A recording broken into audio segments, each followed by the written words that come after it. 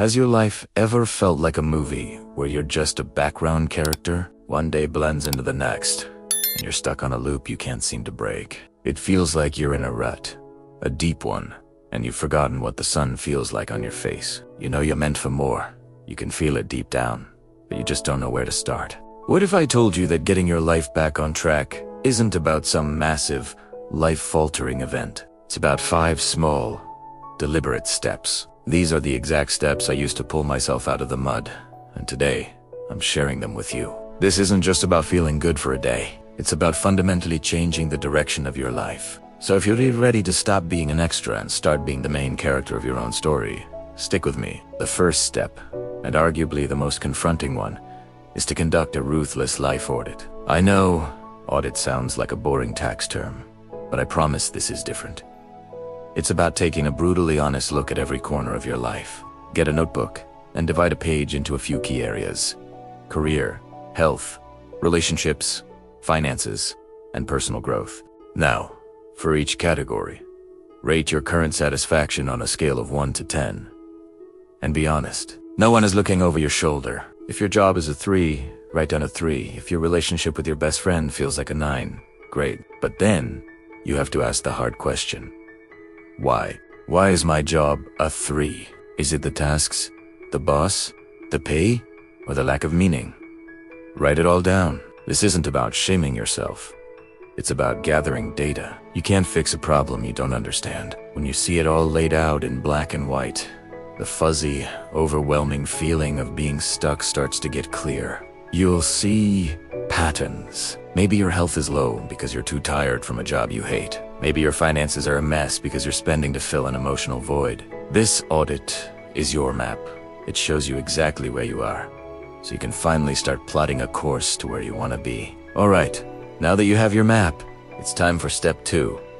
Define your North Star. After that audit, you might feel a little down, looking at all the areas that need work. That's normal. But now we get to do the fun part. Dreaming. Forget about what's realistic for a moment. If you could wave a magic wand, what would a 10 look like in each of those categories? Don't just say a better job. Get specific. What does that job feel like? What are you doing day? Who are you working with? What impact are you making? For health, maybe a 10 is running a 5K without stopping or having the energy to play with your kids all afternoon. For relationships, maybe it's having weekly deep conversations with your partner or friends. This isn't just a wish, this is your why. This is the vision that will pull you forward on the days when you feel like giving up. This is your North Star. When you're lost in the fog of daily life, you look up and see that star, and you know which direction to go. Write this vision down in vivid detail. Make it so real you can almost taste it. This vision becomes your filter for every decision you make from now on. Does this choice move me closer to my North Star or further away? It's that simple. Step 3 is where we bridge the gap between where you are and where you want to go. It's time to break it down and build a system of tiny habits. Big goals are inspiring, but they're also intimidating. Get healthy is not a plan, it's a wish. But walk for 10 minutes every morning is a plan. The secret to unfucking your life isn't massive, heroic leaps. It's in the small, almost laughably easy things you do consistently.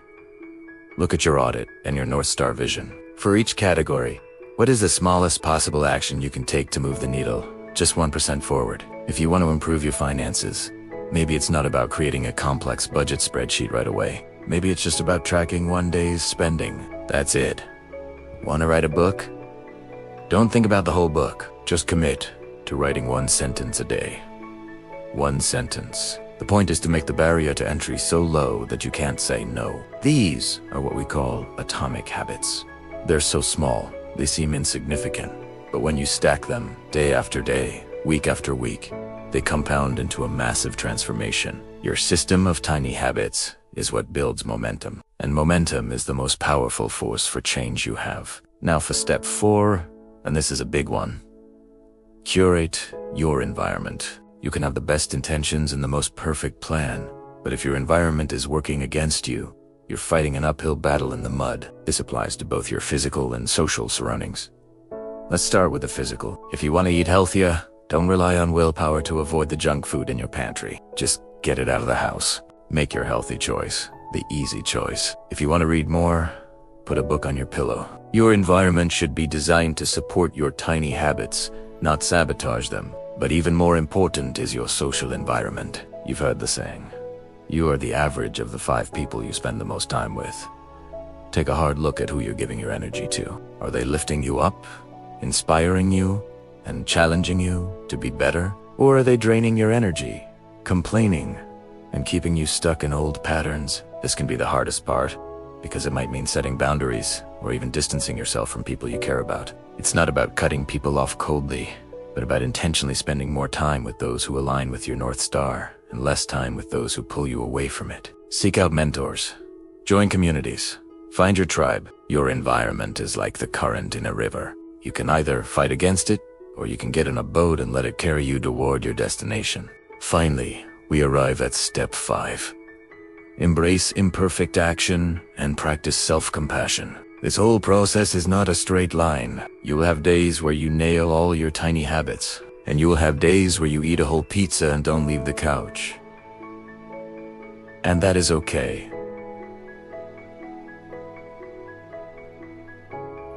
The goal is not perfection. The goal is progress. The older you get, the more you might see a bad day as a failure, a reason to give up entirely. See, I knew I couldn't do it.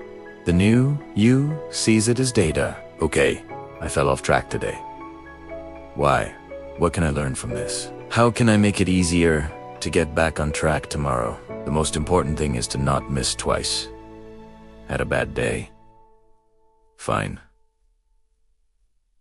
Forgive yourself. But tomorrow, you do at least one tiny habit. You go for that 10-minute walk. You write that one sentence. You get back on the horse. This is where self-compassion comes in. Talk to yourself like you would talk to a friend who is struggling. You wouldn't berate them. You'd encourage them. You'd remind them how far they've come.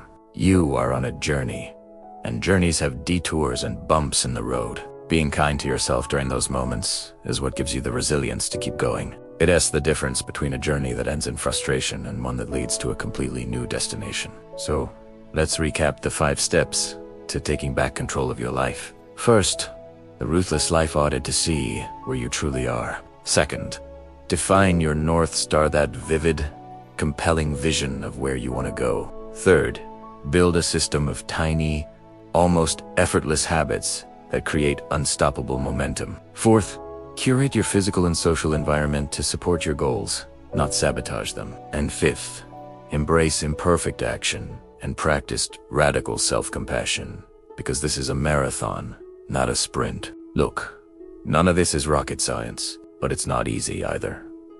It requires honesty, courage, and consistency. But the life that is waiting for you on the other side is worth it. A life where you wake up excited, where you feel proud of the person you're becoming, where you are the author of your own story. You have the pen in your hand right now.